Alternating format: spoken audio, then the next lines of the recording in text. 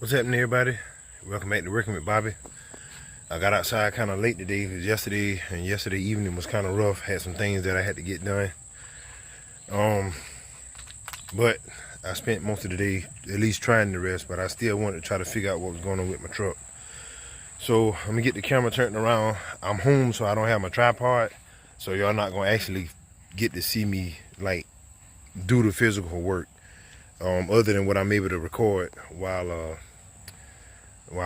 I work. So let me get y'all turned around so I can get you caught up, and hopefully we can figure out what happened with the truck. All right, as you can see, well, I'm gonna zoom in so you can see, but for those of you who don't know, I had some issues with the truck backfiring and out the carburetor and in the exhaust, and I posted a video about it. A lot of you had some really great suggestions and diagnosis based on what I put on the video. What I'm trying to do is just give you a good starting point. For those of you who don't know, no, I do not run vacuum advance. I'm running my ignition setup solely off of mechanical timing.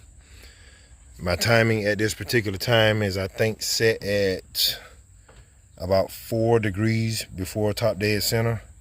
And while revving, I think it was at 2200 RPM, the total timing was somewhere around 34 to 36 degrees on this truck.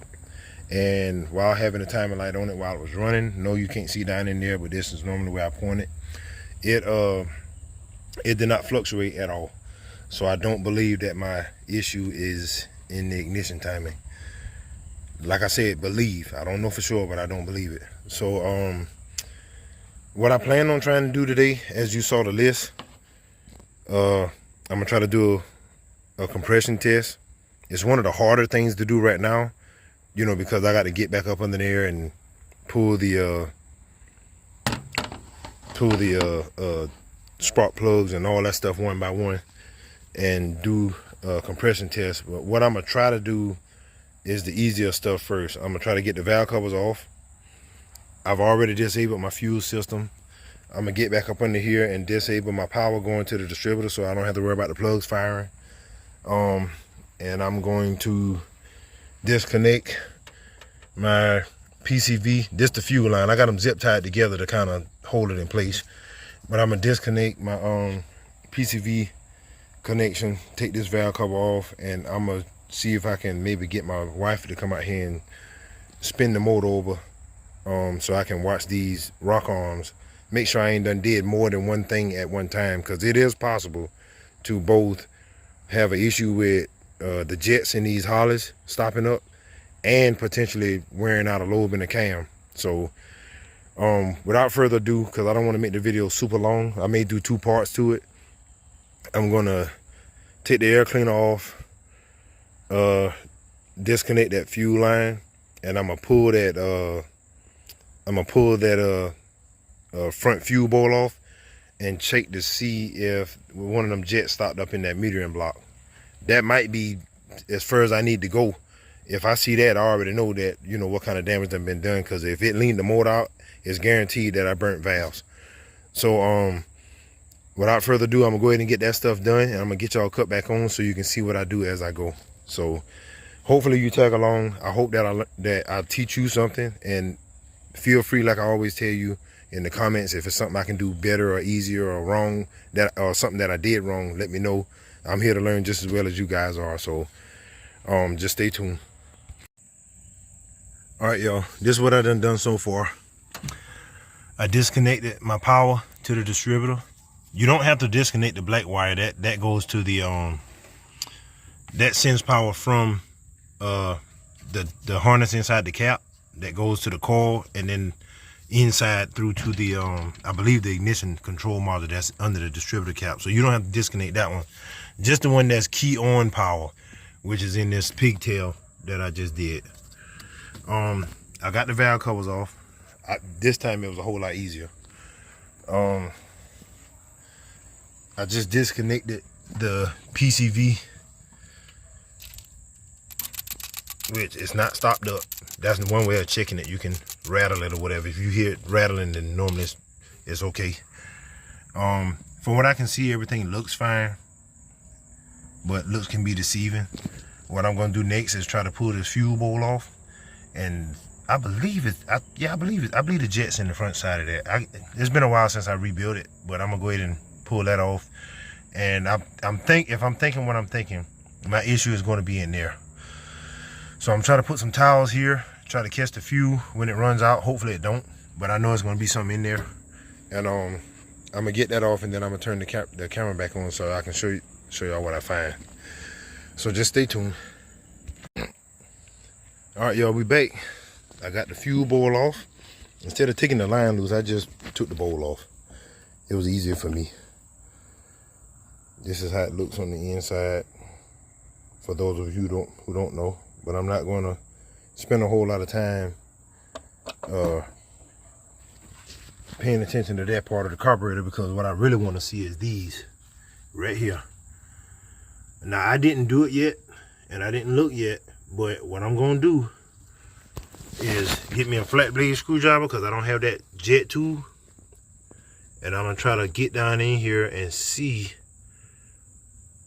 if I can screw them jets out one by one, and inspect them to see if they clogged up. Because what normally clogs up is that little small little hole that's in here. And I'm a little bit concerned, because I'm wondering why this one look a little wet and that one over there is dry. So I'm gonna go ahead and I'm gonna just pause y'all this time, because I ain't got nobody out here to work the camera. And I'm gonna pull them jets out and see if it stopped up. So just stay tuned.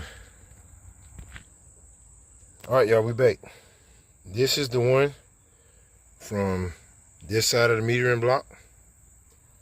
This is the one from this side of the metering block, or left and right passenger, driver, however you want to put it. But you can see where they came from right here. Boom, boom. All right, we're gonna look at this together. I hope I can get the camera to zoom in and hold it up at the same time. All right, this is one jet. Y'all see? It's a little bit of light there, but I don't think that's as much as it should be. All right, so let me hold this joker back down, get the other one, see how this one look. This the one that I thought I was suspect of, because it was dry, but let's look at it. Oh, wow. Wow, I figured that's what happened. I'm gonna get them together and put them side by side and show y'all what I'm talking about. Most of you already done caught it, and y'all probably like, yeah, you got a jet stopped up. The dirt done fell out it.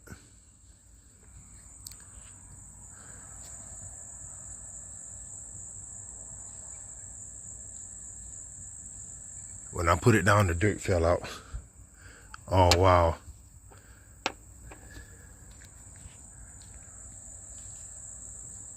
I had a little speck of dirt in there. I'm sorry that y'all didn't get to see it, but it wasn't much, but it was enough to cause a problem.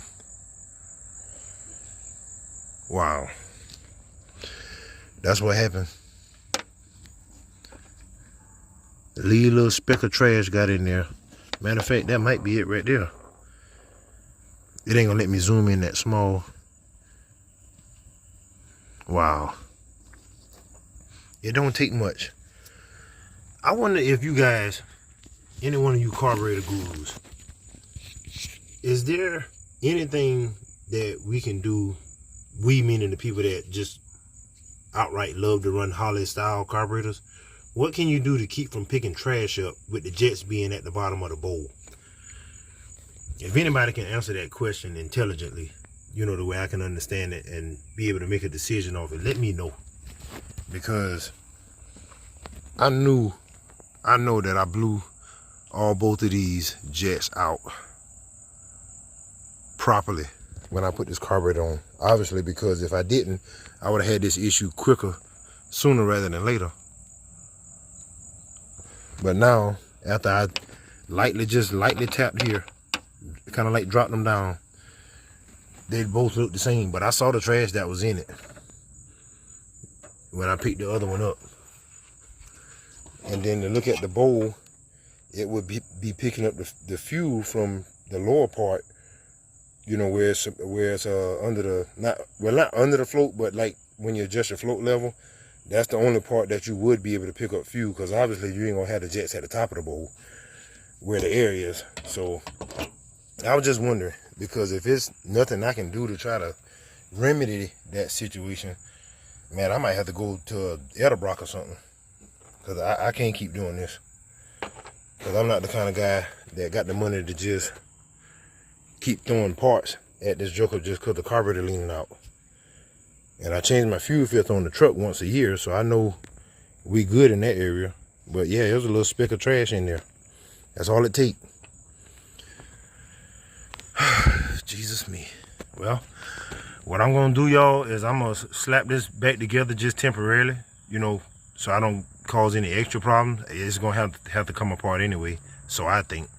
So I'm gonna close this video out here, and then hopefully tomorrow I'll get out here and try to see if I can maybe get my son or my wife or something to help me do a compression test. I showed y'all that earlier, the checklist that I had for each cylinder, but I ain't gonna have time to do that with it starting to get dark out here, and I ain't trying to have no shop lights and stuff set up at my van. So I'm gonna just stop right here and close the video out. And like I said, y'all get in the comments and educate me, you know.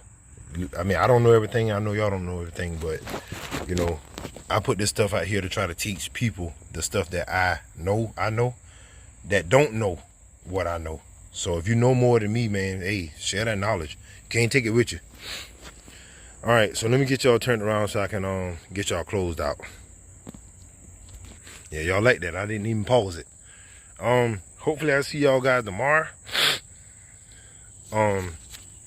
Be blessed, be encouraged, keep wrenching. See y'all on the next one.